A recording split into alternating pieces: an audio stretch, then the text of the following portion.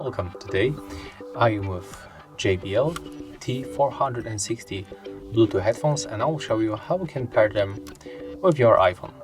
So at first we have to grab our headphones, and you have to take a look on the right one. As you can see, we can find buttons on the right headphone. So we have to take a look on this power button and then click and hold it until this indicator starts blinking on the blue color. Let's make it right now.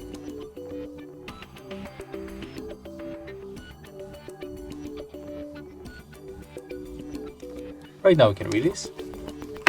Then smoothly move for the Bluetooth settings on our iPhone.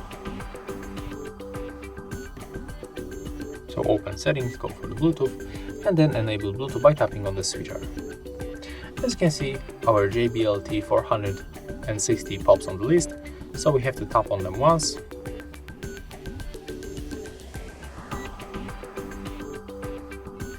And after a few moments, we are successfully connected.